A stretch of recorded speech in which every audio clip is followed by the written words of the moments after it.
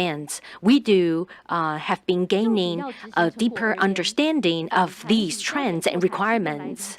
So through interview and focus group discussions, we are trying to understand whether women are more likely to start a career in the marketing sector. However, there is also the gender inequality that is creating barriers. This is related to their family and job responsibilities. It is also embedded in a wider economic and social context. Therefore, some women find it hard to keep up with the demands of the new labor market.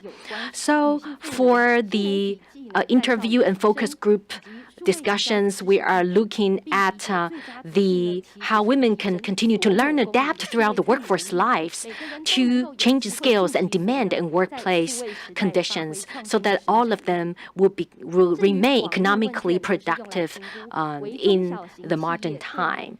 So, in terms of online questionnaires, we use these questionnaires to understand customer experience and build trust through digital technology and gender perspective. We also have identified the following potential challenges. Number one, how to choose the best media tools. Number two, how to set realistic resource management and training goals.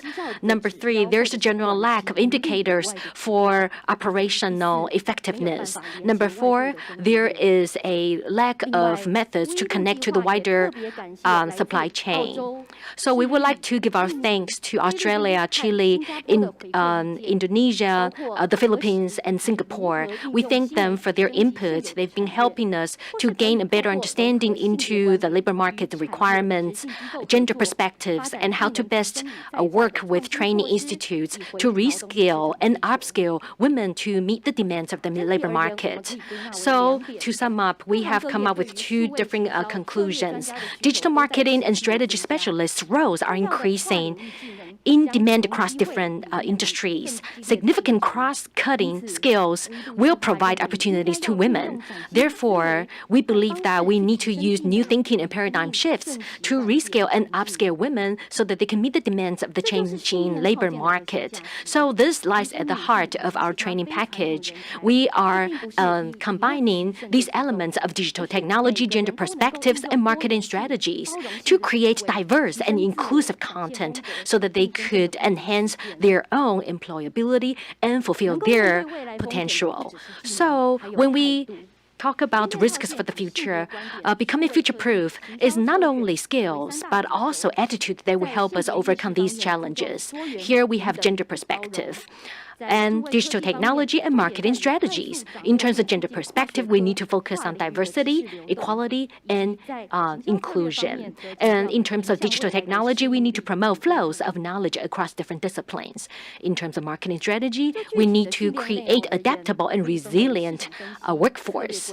Here, we have another three aspects: market analysis, strategic planning, and performance analysis, so that we can gain a better and more dynamic understanding of the participants' needs and their expectations, as well as helping corporations to develop differentiated marketing strategies to tap into new markets. And internally, we will be looking at how to support different talents to engage in new marketing and these new industries, so that we have hence based our online marketing training package on these research findings. So this concludes my introduction to the WEDU project. I would like to thank you for your ongoing support, and I look forward to further collaborating with you in the future. Thank you. WEDU project. Ladies and gentlemen, I believe it's time for a 15-minute break. Let us take a tea break. People who are watching online, please come back to watch the live streaming after the break. Thank you for your cooperation.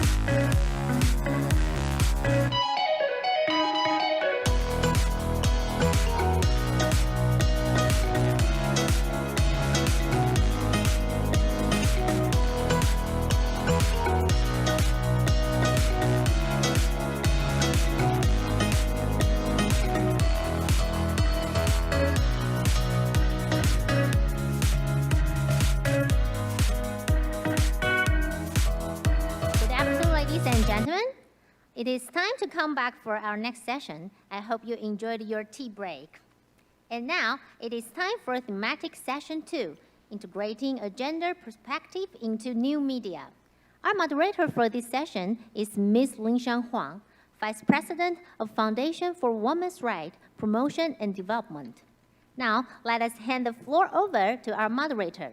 Please welcome Vice President Huang. 欢迎黄副执行长。 Good afternoon, everyone. I trust that everybody now has a clear understanding of the WEDU project. And in this session, we are honored to invite Secretary General Dr. Zhang and Dr. Hu to share with us why new media needs a gender perspectives and how it create opportunity for different sectors to enter the digital economy space. And let me remind you, if you have any questions, please write your question in the chat box, and we will address them in the following Q&A section. First, I would like to invite Dan Dan to share her opinions. And let me just briefly introduce Dan Dan. Dan Dan Zhang is a feminist, and she found FLAME, Flame, right? Okay. A feminist organization that works on gender equal across to technology with a particular interest in information technology, health technology, and agriculture technology. And also, she working on LGBT movement buildings and creating an inclusive feminist movement. Now, let's welcome Dan Dan. The floor is yours. Thank you. Thank you. Good afternoon, everyone. I'm Zhang Dan. I'm the executive director of a local feminist organization, FLAME. So its name actually is Feminist Leadership and Mobilization on the Edge. So FLAME is its name in short. So we, as a new established organization, we work on gender equal access to technology. Since we see an increasing population being marginalized in the digital age due to their limited knowledge of technology, their limited access to technology, and their limited capacity of using technology. In our projects, we focus on 3 different access, including the access to information technology, the access to long-term care technology, and the access to agricultural technology. It is a huge privilege today to share my thoughts here about how to integrate gender perspective into digital marketing and brand culture development. The importance of technology gets particular attention in the agenda. Oh, sorry, I forgot the PowerPoint. Okay, the importance of technology gets particular attention in the agenda of Sustainable Development Goals. Access to education has greatly increased for both boys and girls. The spread of information and communication technology and global interconnectedness has great potential to accelerate human progress, to bridge the digital divide, and to develop knowledge societies, as does scientific and technological innovations across areas as diverse as medical and energy. So that is why you can see many objectives and goals within SDGs are relevant to access to technology.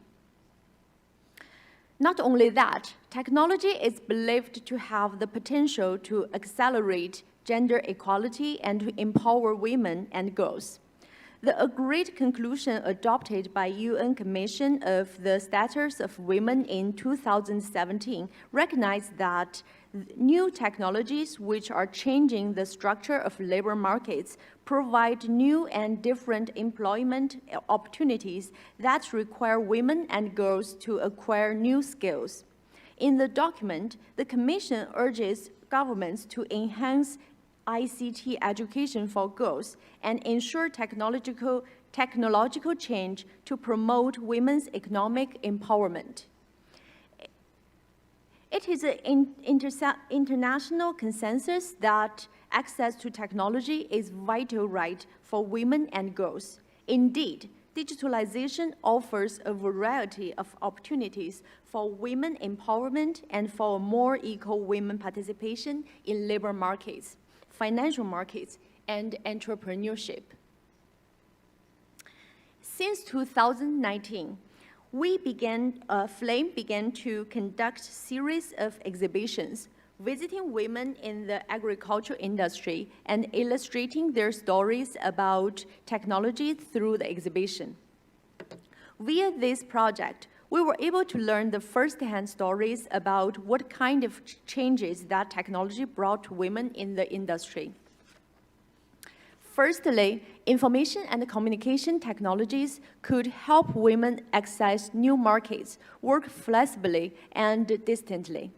I want to share a story of Paying here, who started her career as a fruit farmer, but later established her own e-commerce company that sells fruit in season. With her e-platform, Paying hopes to have direct conversation between farmers and consumers, letting consumers learn more about where and how their food come from. So the consumers can learn why the price of fruits coming from small farmers are affected through this transparent information platform. So she can build a sustainable trade relationship with her consumers with mutual trust. During the pandemic, the export of fruits was deeply influenced. Paying not only succeeded in selling out all her fruits, but also helped other farms in her neighborhood sell their products through her e-platform. Meanwhile, Paying is also a mother of 2 children. Technology provides her the flexibility to play multiple roles at the same time. Second, women quite often possess superior social skills, which can expect increasing rewards on labor markets in the digital age. Another story I want to share here is about another entrepreneur. Its name is Tianwenshe in Chinese, which means a newspaper office that dedicates to news about farmland in English. The business was started by 2 women who became farmers a couple years ago with little knowledge of farming. As newbies in the industry, it is easy to imagine how poor harvest they will get. However, they didn't end up as traditional farmers or leaving the industry. Instead, they started a new business, recording their daily farming life as newbies through cute illustrations and humorous writings, spreading them through social media platforms. Their social media platform soon attracted many followers who were amazed by the life they described and the creativity they showed. And these followers later became the loyal supporter for their products. Now, the entrepreneur sells various products they developed, such newspaper, designed hats, stickers, and even socks. Of course, now they also sell farm products since they finally succeeded in farming. Tianwenshe may not be a successful, traditional successful farmer since their harvest is still not very much. But they're successful entrepreneurs who use social media and multimedia devices to build its branding and to create its unique commercial value. This success is hard to imagine without the intervention of technology. Third, women's social skills advantage could be developed even further with advanced digital literacy, which becomes a core requirement in the digital age.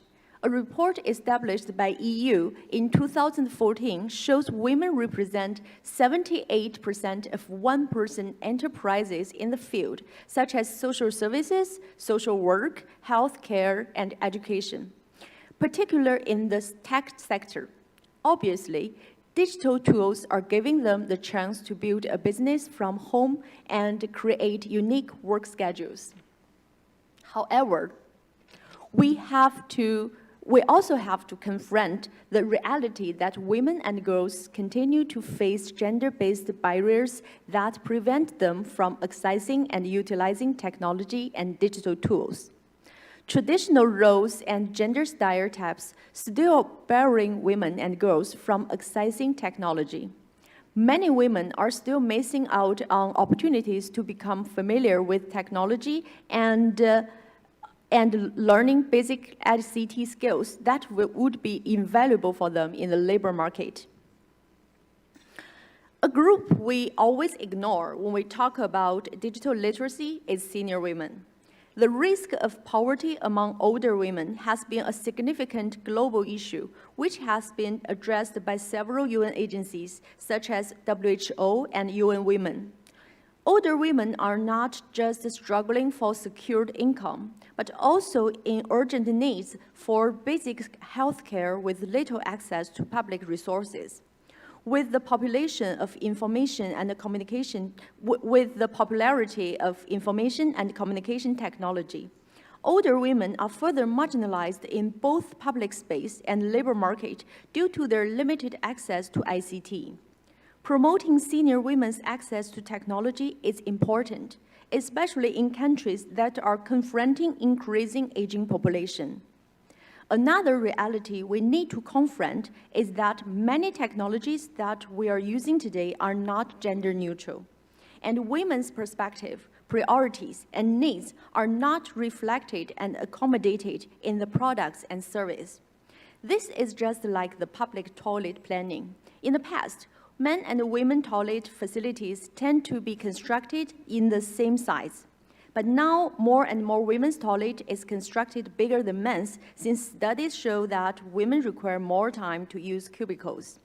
And we even have gender-friendly toilet right now. The technology product development can learn a good lesson from our public toilets journey. Apple Watch could be a successful example. When it was launched, there was no period tracker function, although it claimed the watch can help track the wearer's health status. But how can you track a woman's health status by ignoring her period? So now you can see the period tracker function in your Apple Watch, and you can see similar functions were released by many other products. The digital gender gap not just influences individuals' life, it also negatively impacts countries' potential for economic growth and development. A 2015 study by the McKinsey Global Institute found that $12 trillion could be added to the global economy by 2025 through advancing women's equality. The report listed technology as one of the 6 key gender gaps that need to be bridged in order for women to be able to reach their full potential. By acknowledging the role of technology in promoting gender equality and boost economy, what can we do as decision makers, as NGOs, and as private sectors in our region? First, there is a long way to go to promote women's access to technology and to improve women's ability to use technology effectively. Decision makers can play a crucial role in this process by integrating digital empowerment into the existing professional trainings and resources provided by governments.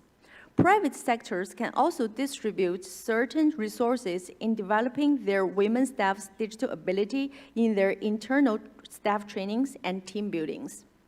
Second, women entrepreneurs still need more flexible resources that can help them recognize and pursue more opportunities in the digital age. Through the stories I just shared, we can see digitalization is likely to create new opportunities for entrepreneurs or for women who want to be entrepreneurs. Last but not least, technology companies and technology developers take a crucial responsibility of bridging the digital gap. In order to promote women's meaningful access to technology, we need technologies that are designed based on people of all genders' perspective, needs, and capacities. All in all, promoting women's equal access to technologies is much more than an issue of gender equality. It is an essential part of the economic, social, and political development of the countries. It is vital to find ways to empower women to participate in designing, building, and leading our shared digital future. Thank you. That's all my sharing.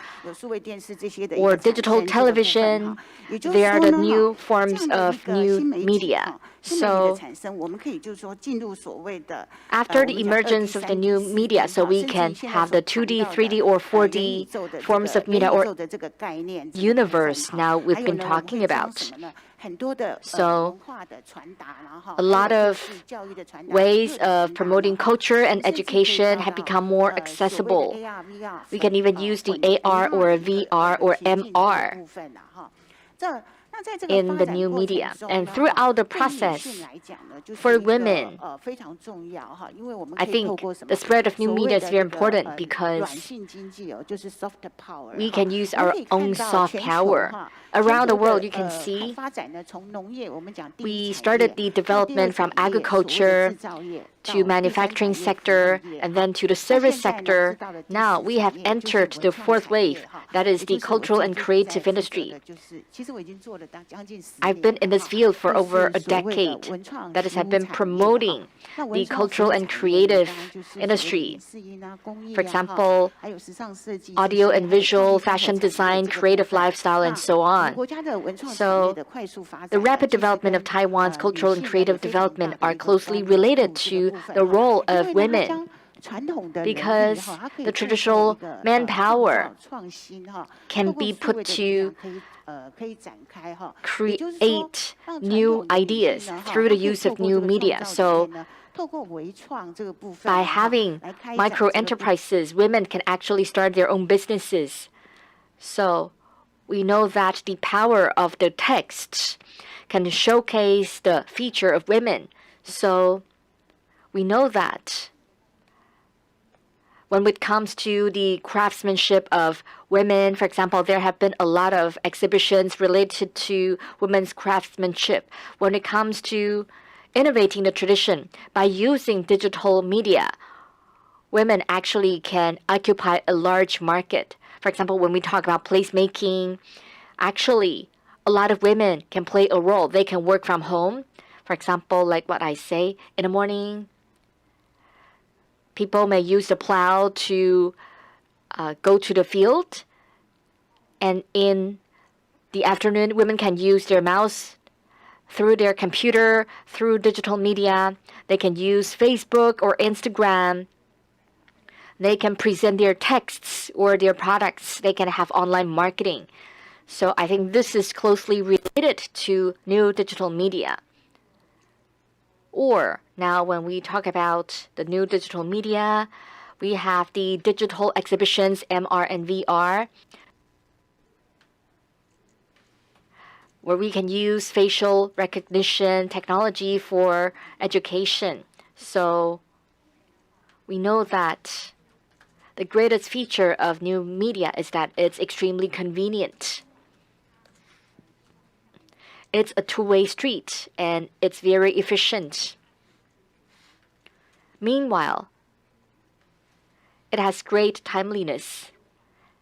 Digital media can be presented in the forms of audio, video, or language or texts, or words or photos.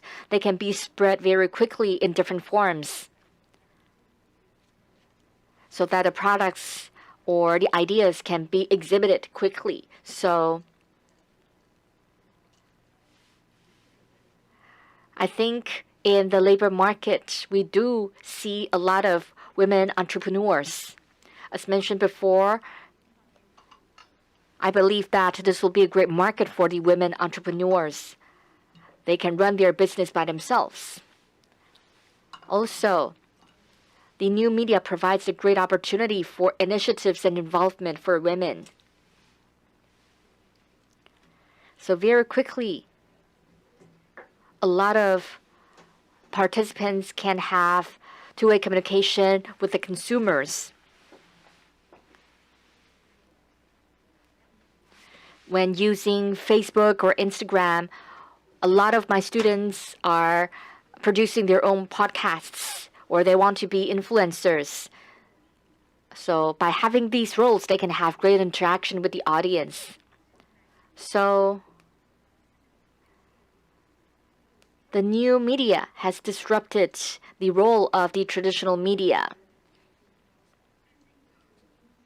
So it's user-centric, and it's focusing on the consumer, it's focusing on the users. We can say that the new media has disrupted the traditional media, and it can have real-time reporting. So generally speaking, new media marketing is based on the precise marketing. For example, through podcasts or through the data, you can have further analysis.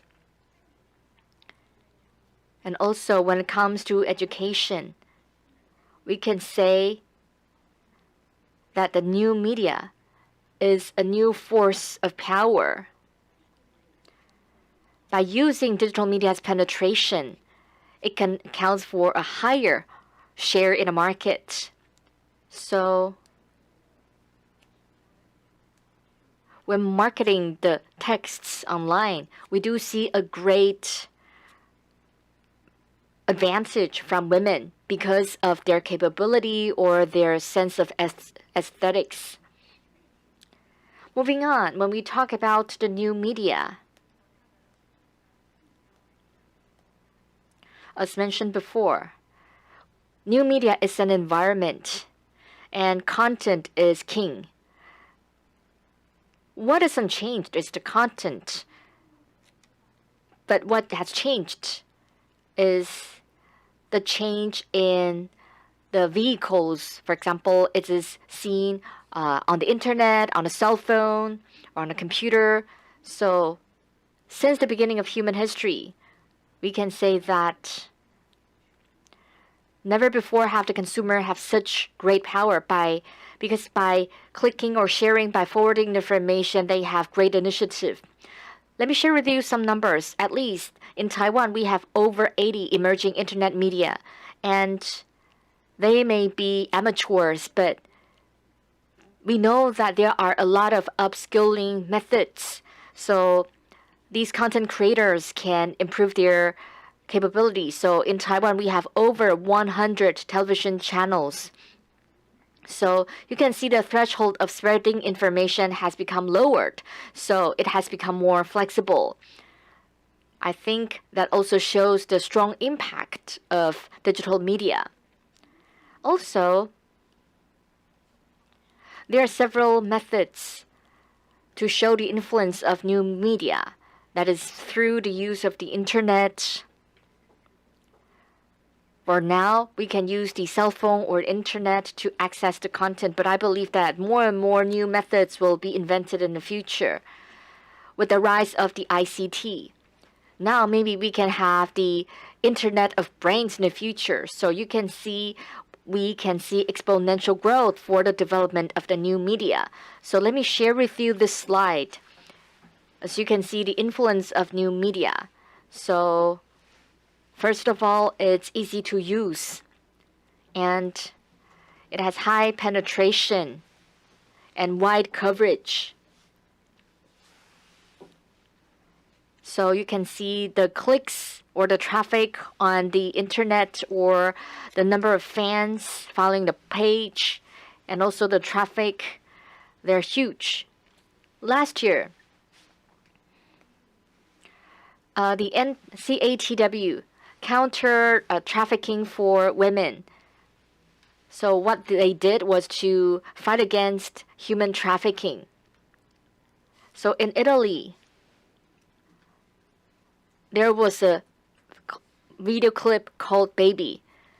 So sex trafficking was described as a way to be cool, but CATW has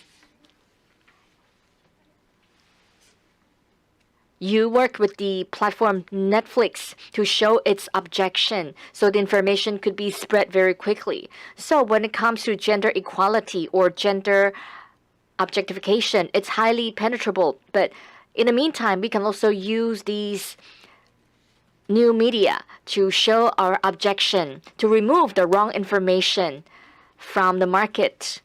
So you can see, actually, the new digital media can be a double-edged sword. It can make or break the information because we know digital media has high penetration and wide coverage. So I have found some photos related to statistics to share with you. I would like to share with you how digital communication has created the opportunity. So the left on the blue part shows the consumer, and the red part shows the owner. That is the entrepreneurs. From here, you can see when it comes to the integration, immediacy, or it's on the rise. And for the owners can publish the information at all times. They can make corrections. In the past, we only published the paper form journals, but now people are more open to online versions. So now we have published the online journals, so we can provide the latest information. So we can go paperless, and we can take the initiative to have more communication with the readers. Also, from the perspective of the owner, new media is a new business model. So for every woman, we want to live and learn so as to avoid digital divide. Now I'm learning how to create a podcast, how to have quantitative analysis, the analysis of the opinions, and so on. So this shows the overall growth of digital media. So here I would like to share with you the AI increases influence. Actually, I have merged statistics from two sources. This slide shows the diversity of new media. Since 1979, the emergence of the internet all the way until now, you can see we started to have audio, visual clips, or we go mobile, and now we have e-learning. It has become more and more individualized. And you can see the growth rate for digital media in advertising. So you can see the statistics for traditional and digital media. You can see the share now. Digital media has accounted for 48.4% of the overall media advertising. Now I would like to share with you why do new media need a gender perspective. So I would like to share with you from 5 perspectives. First, it can supervise the government. For example, the income differences. When it comes to recruitment, retention, and promotion, we need to show the women's perspective also. We have to think about the cultural inheritance. Finally, I would like to share with you 4 case studies. Due to the time constraint, allow me to go through them quickly. First, we use content analysis. So first, we would talk about the sex objectification, and also the stereotypes of gender stratification, whether women are inferior, men are superior. The last one is gender interaction myths. You can see these are the areas. So you can see on the commercial, the man is a producer and women have the curls on the hair. So this is a gender stereotype. So when we conduct the analysis, we will see how the media portray the gender roles. So on here, you can see this is the relationship between gender and a product. Let me share with you some examples. So this one is why when it comes to house chores, it's always done by women. But on the right, house chores should be shared by all of the family members. And the next one is in the Middle East, in their advertisement. So you can see, well, thank God I can be a man. All I need to do is to enjoy beer. But for women, the woman has to play so many roles, and I think this is a really misleading commercial. And the third one, we can see the commercials for objectification. So this is a commercial by Coca-Cola. This is such a large company.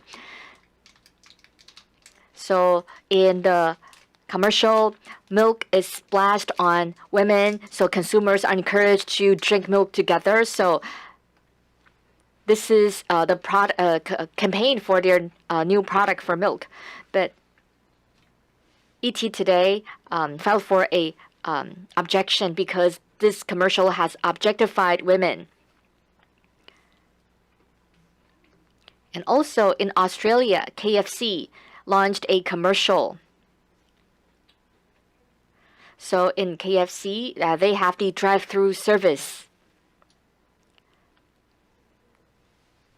So in order to attract the consumers' attention, they use the woman's body to attract consumers' attention. And it has also aroused great objection. So whether for KFC or Coca-Cola, finally, they apologize to the public. But what is done is done.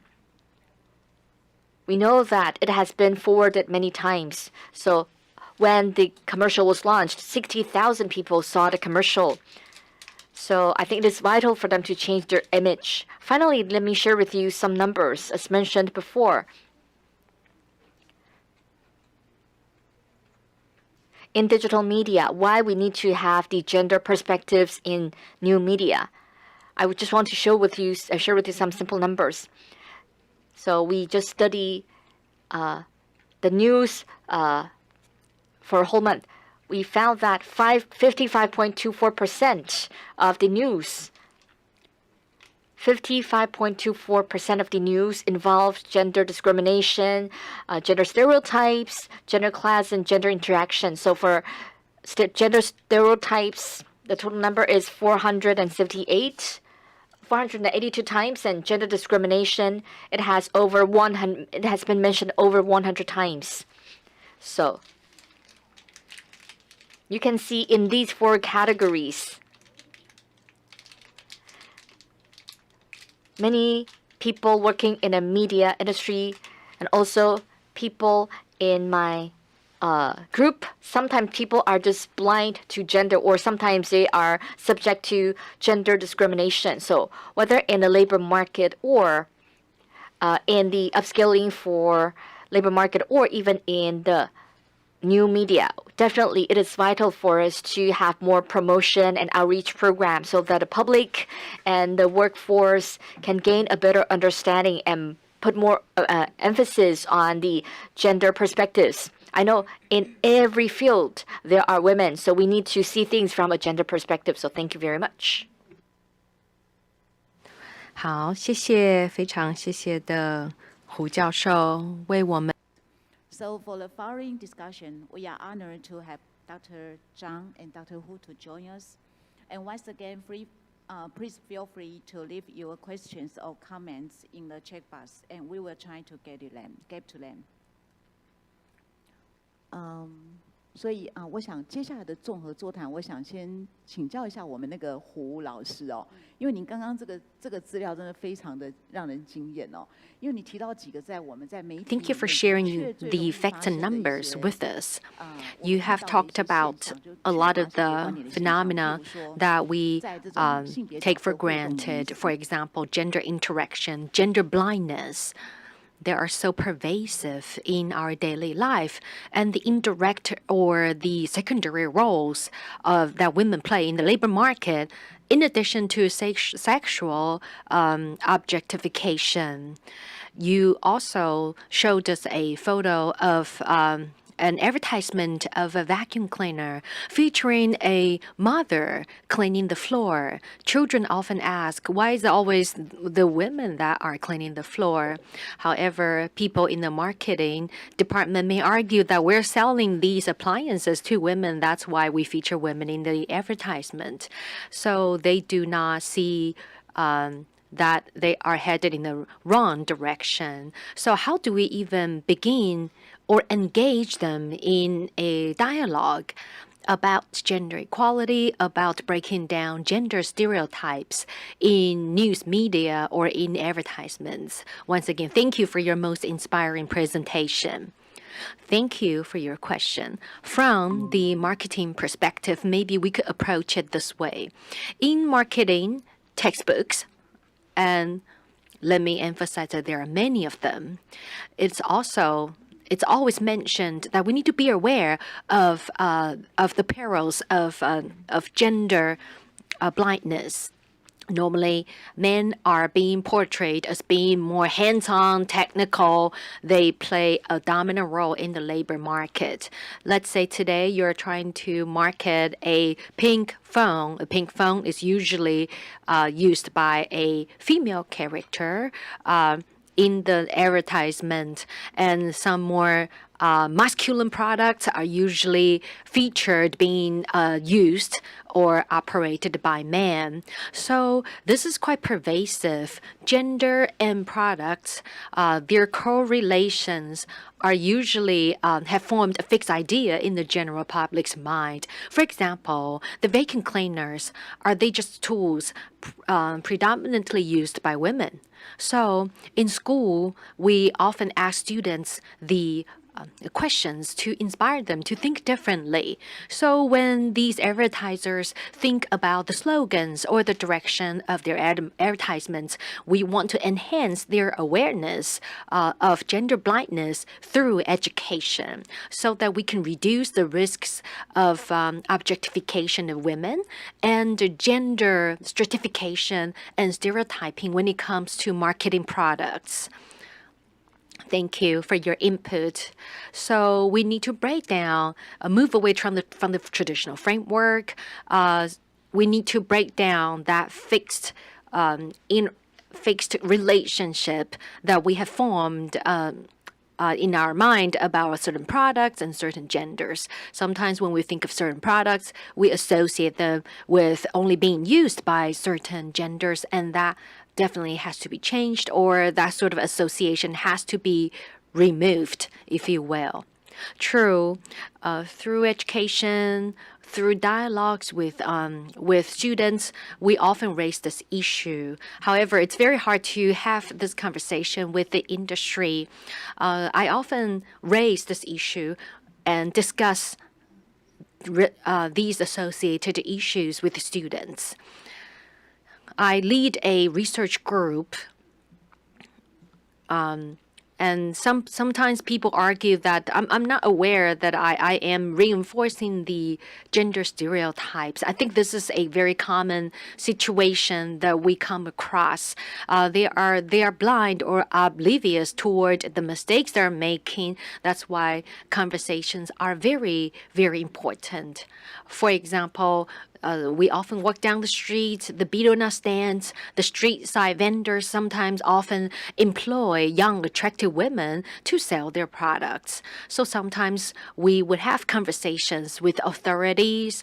We would have the local municipality administrators and said, how do you market a city tourism when people getting off the highway, when they get to the downtown area, they see all these advertisements and signboards featuring sexually available women and advertisements and images that degrade women. So this is not consistent with SDG.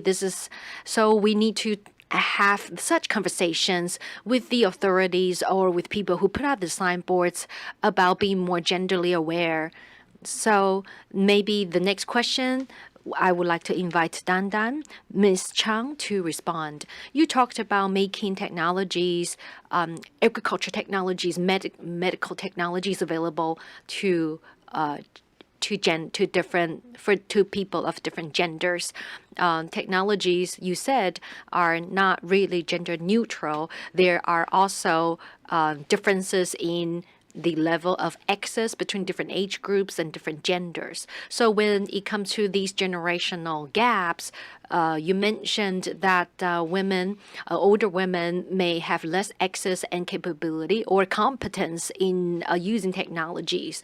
What can be done? How can they be encouraged to take a more active role in adopting these technologies?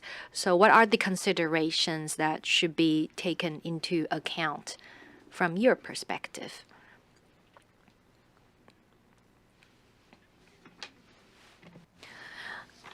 I think because LGBTI movement is a big thing in Taiwan, and we have gained a lot of progress in past like 2 decades. And so when we first talk about LGBTI, we talk about like, okay, so how we can build LGBTI-friendly campus, how we can build LGBTI-friendly working environment. And we're having more and more like the diversity, inclusion, and equity department in private sectors. And those department, their purpose is to promote the environment to be more inclusive. So I think same strategy can be applied to promoting senior women's access to technology. So first, when you can just imagine like your grandma, like who are in their like 60 or 70 or 80s, it's when they talk about technology, they're so afraid of using them because they have so many stereotypes around it. They just feel, oh, it's too complicated and I'm too old to learn new stuff. And how can you make them feel comfortable to using technology? So that's very simple question to yourself. And if you can answer that in your family, and then you can bring your answers to people around you, and then we can like eventually build a more friendly and inclusive environment for them. And also, I think like I see more and more like neighborhood in Taiwan, they're beginning to have this like free training for senior people, teaching them how to use digital mobile phones and smartphones. I think it's very useful lessons for them because, you know, especially during the pandemic, because you know, senior women are most vulnerable group during the pandemic, and they're easy to get. They're very vulnerable, and we in order to protect them, we try to avoid seeing them, avoid visiting them. But they will feel lonely. Then they use smartphone a lot to get so we can have FaceTime, like we can keep connected. But if they don't know how to use it, or they don't know like. They are not good at using it. They will just isolate from the whole world. So I think the pandemic actually kind of encouraged senior populations to learn all those smartphones and all those devices, digital devices. But still, like who will teach them? Like because. Like even for myself, like I always feel like sometimes I just lose patience when I have this discussion with my own mom. So I think it's just like soft reminder, like we are the generation who grew up in the digital age, but they're not. And something we take it granted are not part of their education, are not part of their living experience. And then how to bring those to them. Actually, Flame conducted a series of workshops for not senior women, but senior population this year. Like we try to teach them some very easy but useful tools on apps on smartphones, and encouraging them to use these apps more frequently, and to get this intimacy with technology. I think that's very important. Just make them feel like they can learn, and they are young enough to learn, and it's very important. Yeah. Okay. Thank you. I have the same experiences. Because my son always lost his patience about when I ask him to help me to solve some problems in my internet, okay. So build up a friendly and supportive networking or environment is very important, right? Okay, thank you. 然后我们好像其他在那个 checkbox 上面有没有一些我们需要处理的问题？ Now we would like to turn our attention to the questions submitted to our chat box. But before we check on those questions, perhaps we could ask the two panelists to answer another questions. What are the recommendations or suggestions that you would give to women as they overcome these technical issues and difficulties? New, but not really new, because actually during the pandemic, you know, the needs for caring work increased dramatically in different contexts, in every country, in every family. And so there is a statement made by UN Women in these 2 years, and you can find by keyword. So basically, it's a call for action. They hope digital marketing can at least do one principle, which is avoid harmful stereotype. Because during the pandemic, we need to teach people to wash hands. We need to teach people to wear your mask, and we need to remind people to take care of your family. And all those things are about caring work, and all those things, when we imagine all those work, it's very easy to think about women are the one who take all those works. And if we do digital marketings in that kind of concept, that could be harmful stereotype, because that will reinforce women's stereotype as like caregivers. It's just like what Professor Hu just mentioned. And I think I think it's very, because in my previous sharings, I always get the question, because digital marketing is hard. And it's very hard to have a new concept. And so companies just keep complaining. So it's not because we do not want to promote something good. It's just like we don't have good idea. We are not big company like Dove, like Google, like IKEA. But actually I know it's challenging to do something new, but it's not that hard to stop doing something, something existed. So I think the call for application by UN Women is very useful. So for companies who want to do digital marketing, the first principle could be stop doing harmful stereotypes, or stop enforcing those harmful stereotypes. I think that's very helpful statement. Oh, yeah. Thank you for the suggestion. Dr. Hu? 我想很重要的就是我会提到，就是对于整个的一个数媒，还有对政府的一些。 When it comes to my suggestions for digital media and the government, first, I think the most important thing is we need to use the gender statistics, and we need to focus more on the new information or new knowledge about gender. Actually, the new knowledge may come from other countries. We have to learn from other countries about new gender knowledge. As for gender statistics, we have a statistics for gender discrimination. A lot of media may report the gap in the statistics. But if you only focus on a gap, it will become a fact. For example, around the world, we see that women's income is only 70 or 80% of the men. So we do not see equal work or equal pay around the world. So that's why we can see the discrimination in statistics. The employers think, well, they just take it for granted. Well, women should only get 80% of the salary of men. So I think when it comes to the discrimination of gender statistics, this is a serious problem. Also, I think in digital media, it should create a friendlier environment for employment. Actually, people get anxious if we want to go digital.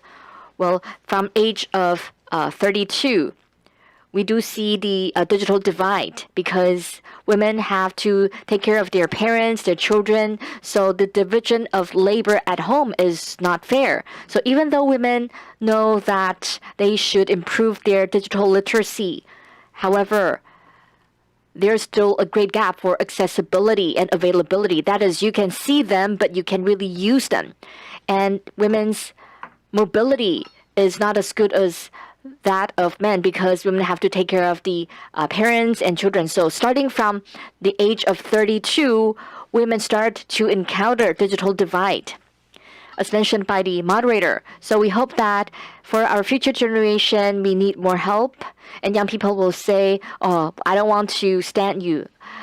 You're just unbearable. Even for me, I have similar experience. So I think we need to improve the availability and accessibility of digital capability. I think this is the task of the government. We need to make a greater improvement. We need to lower the digital divide for women. Not just for women, but we have to think about the digital divide between the urban and rural area, and also the intergenerational digital divide. So I think this is what I care more about. And finally, now the government is promoting the idea about women's upskilling. That is, we need to develop the ICT capability of women, that is the STEM. So in the scientific or technological area, we would like to see more women taking up important positions. Actually, women have made outstanding contributions and achievements in science and technology. I think in Western countries, women play a very important role in science. So how can we provide better upscaling opportunities for women? When they leave school, they have to be burdened down by work or family. So women will not be able to improve their digital capability. And also in the scientific area, we love to see more heroines. This is something we have been promoting. That is, in the scientific area, we do want to see more women asserting important roles.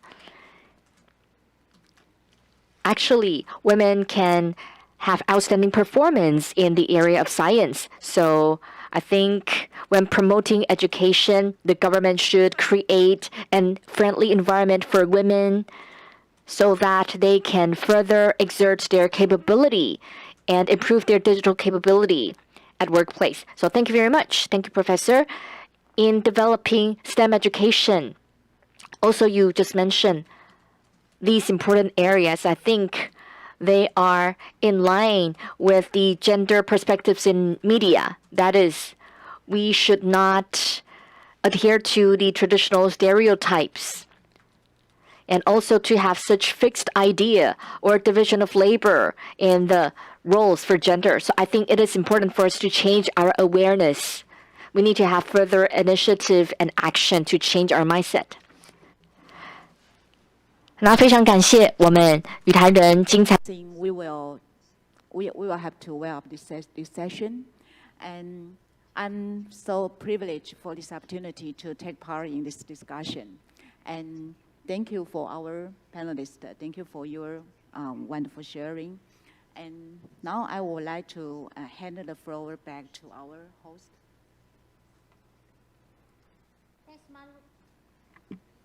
Thanks, Moderator Huang and all the panelists. Thank you so much for the wonderful discussion.